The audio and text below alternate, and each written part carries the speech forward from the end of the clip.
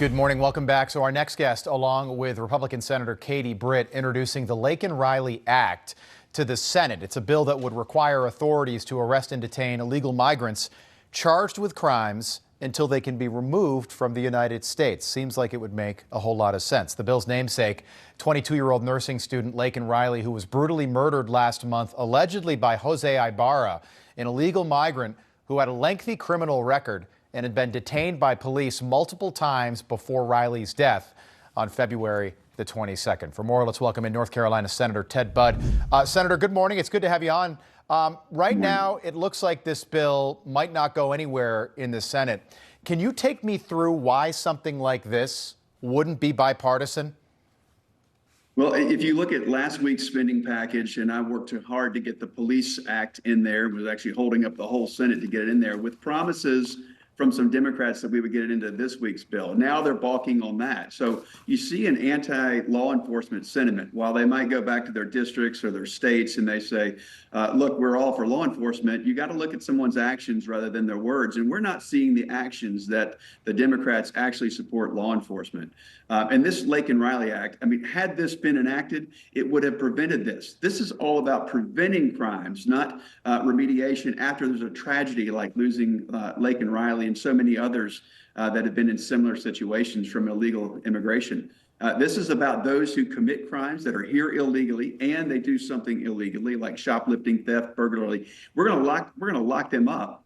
And we're going to give them their due process, but we're going to detain them. We're going to require ICE to do that because we realize that this is about escalation, and they'll go on to commit greater crimes like the tragedy we saw in February in the loss of Laken. Yeah, Senator, this seems to me, again, it just seems so common sense.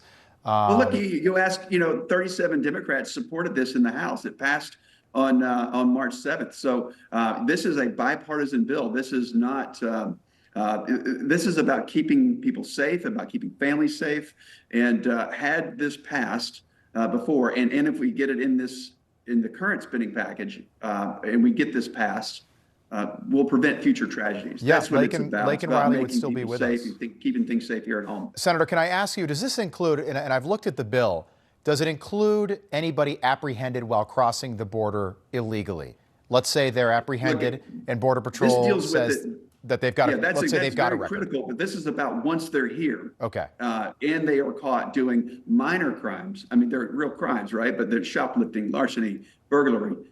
If they do that, then you have to detain them. They'll check to say, are they here illegally? And if that's the case, they're going to be detained. Okay. You can't let liberal prosecutors dump them back out on the street. I want to give the audience a taste of what your colleagues on the other side of the aisle. This is Georgia Senator Raphael Warnock.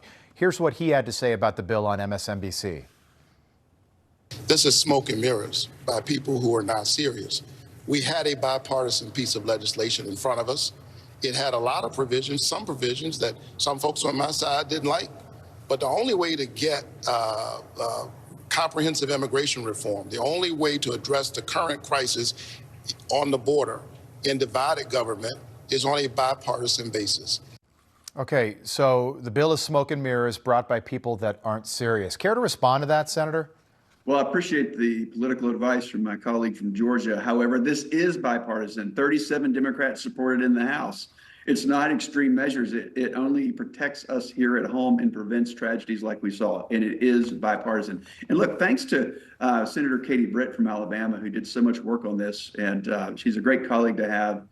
We're both reaching across the aisle to gain more support, but we think we can get bipartisan support in the Senate. Senator, I want to ask you about an amendment of yours that was just blocked. And again, this doesn't make much sense to me. Just again, this seems so common sense. The amendment would allow an illegal migrant to be deported if they assault a police officer, a firefighter, or any kind of first responder. Do you have an explanation for why something like that is apparently too controversial for Democrats to get on board with? Slightly different issue, same problem. You're not seeing that the Democrats are supporting law enforcement. This is the party of defund the police. We think that if someone's here illegally, then judges should not have discretion to turn these, or prosecutors to turn these people back out on the street.